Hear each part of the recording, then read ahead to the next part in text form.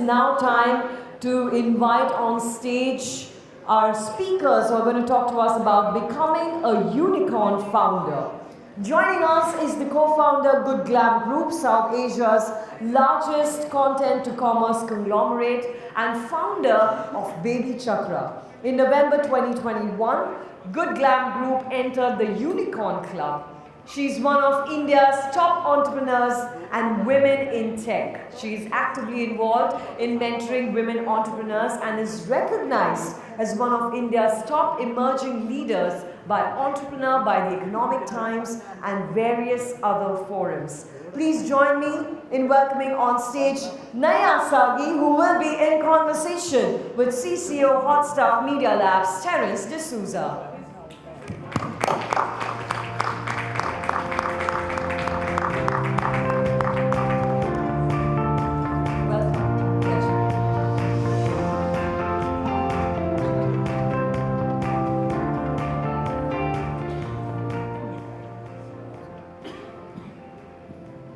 Hello. Yeah, so third time I'm being on the stage actually today. The only thing I'm missing every time I come up here is that Oscar. I got to hold it sometime. But Naiyya, really nice to have you here with us. And our topic, unicorns and women in the entire thing. So just to set a context before we start talking. It's said India is like the HubSpot right now for startup ecosystems. We have close to 115, you might correct my figures if I have, close to 115 unicorns right now with like a cumulative valuation of $350+ billion. And a lot of them leading in the tech front, software as a service and all that stuff that goes. Now, reading your story, you've said it in other articles also that you come from a law background and you didn't have a lot of initial foundation in tech. But now currently you're part of tech forums, you're like considered one of the leaders when it comes to tech in India. She leads tech and even leading innovation out there with Zuckerberg and all these people. So was it very challenging suddenly venturing into a space that you weren't familiar with in the start? Okay, so first of all, hi everybody. I mean, you all must be so tired. It's Friday evening, 8:30 in the evening. But so thanks for your patience. Thanks for spending time listening to all of us here.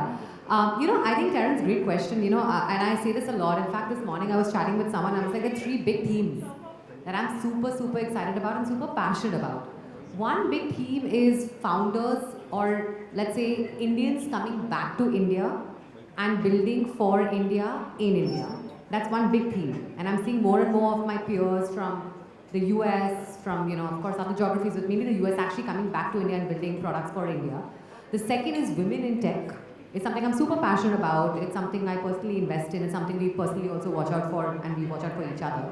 And the third is non-tech founders building tech companies, right? And what's really exciting is that if you look at all the tools we see, amongst us, we talk about now in mainstream, right? ChatGPT 4 at this point in time, right? No-code sites that are being built, right? People actually taking photos of people, of UI UX, Figma, imagery, and then that converting into like a full HTML code site, MWeb sites at best, right? Creating apps. I think the future for non-tech founders is actually much brighter than it was even when I was starting off. But coming back to the question you asked me, I think there are two things that really helped me in good stead. One was acknowledging that I came from a non-tech background and therefore seeking out folks when I was building out my earlier tech team, my product team, to basically help me hire my first set of folks. Right? Because then that's when sort of all your connects, your networks, your relationships with other founders who are tech founders and tech first founders comes into handy. So a lot of my vetting, a lot of my initial weeding out and introductions was done by people in tech. And then of course once you build out a core tech team, then they hire more and more of them, right? And the second is getting familiar with tech, yeah? I mean, it's not rocket science. End of the day, right? I mean, all of us have accomplished things, done things, right? So you have to understand the basics of it, at least from a product manager's perspective.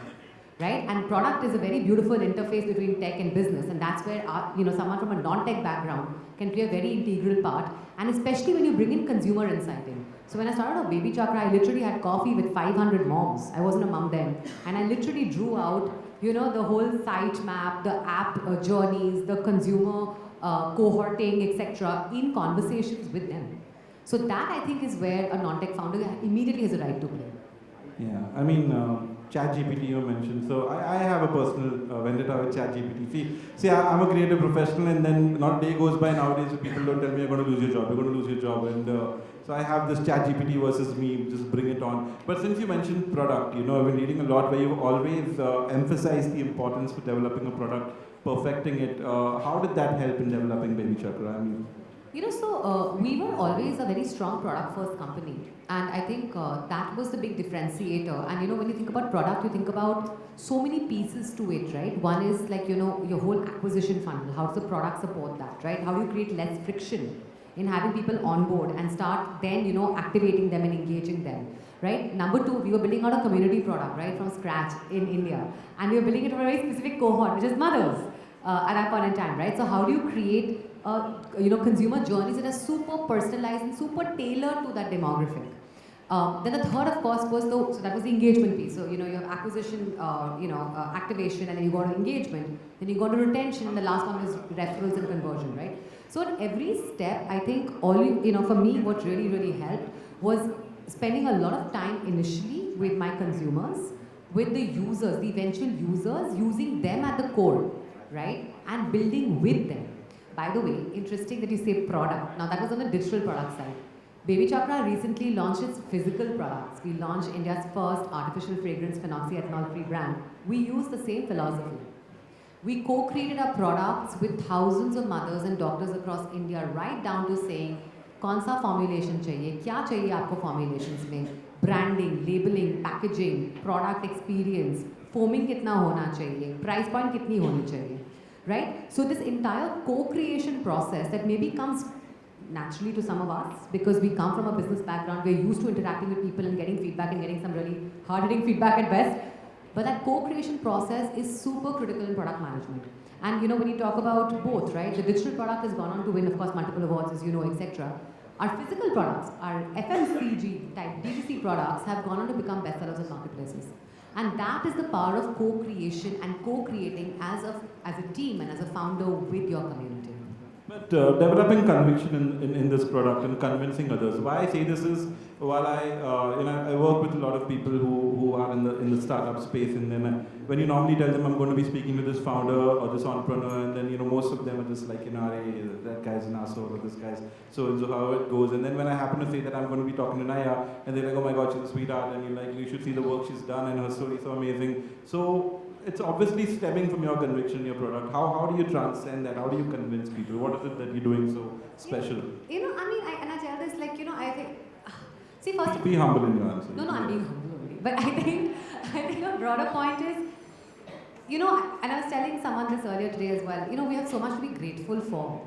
You know, when I was growing up, my mother was in the civil services, which was Bengal cadre, and so we've grown up in the districts in Punjab.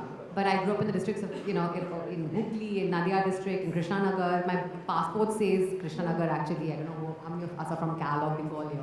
Please raise your hands. I'll come and say hi to you later. Right? Thank you. And, you know, every time we'd have a dinner table conversation, I mean, the one thing that my mother or my dad actually would keep on telling us, you know, we have one life, lead a life of impact. Right? And that's just stayed with my sister and me. And you know, I think we're in such places of privilege today to have the experiences we do, the ability to impact that we have, right? Now, if I go out like not having a great time interacting with the people I have the opportunity to interact with, I mean, that's just like, it's ridiculous. It's like a slap in the face of like all that, you know, things that I've gotten in life.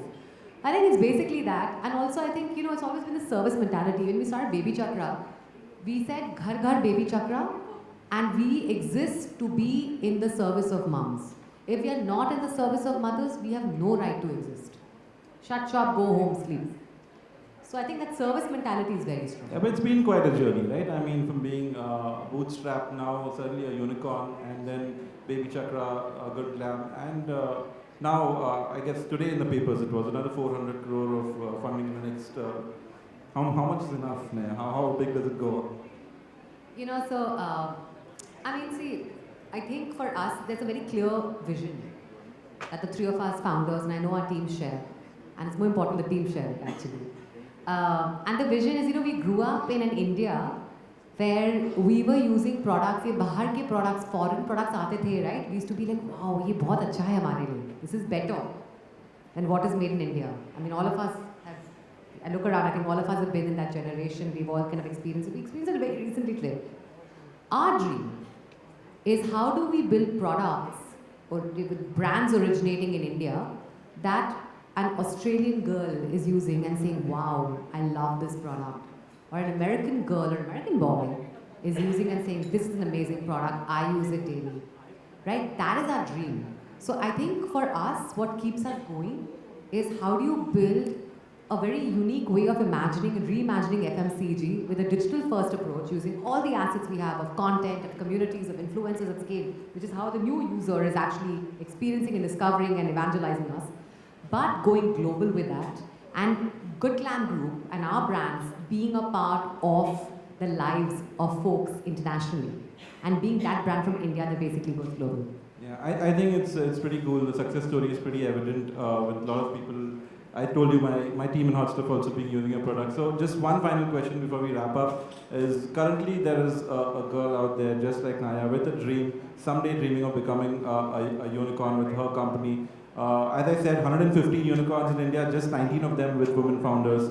What is it that she could learn from your story, and what's that one key takeaway message you want to give her? I think, that the important piece is to have that dream. A lot of us, and I interact with so many women at scale through the good communities that I run in the group, right? A lot of women sometimes don't have that dream. And I think it's important to first know that you're worthy of that dream and that you can have that dream of whatever it is. Be a tech founder, run a unicorn company, or build something which is meaningful in itself, through a non-profit, whatever it might be, right? But have that dream. Number two, I think surround yourself with people, because there'll be enough and more naysayers. I mean, we've all gone through this journey. You're an entrepreneur yourself, Terence. We've all gone through this journey where there are enough and more naysayers in life, right? You have to focus on your goal, your mission, what you have set out to do. And don't get distracted by all the no's that come your way. Because you know what? Nothing succeeds like success. When you feel like things are successful, you'll find a lot more people saying, हाँ, मैंने बोला था उसको चलेगा. When that was happening, maybe they weren't really there to support you, right? So just focus on your goal, go with a single-minded ambition, and don't get distracted from your goal in life. Cool. It was really nice having you here. Naiyya, I hope you keep breaking more records, create more history, and really nice. Thank you, EDH. Thank you. Thank you so much.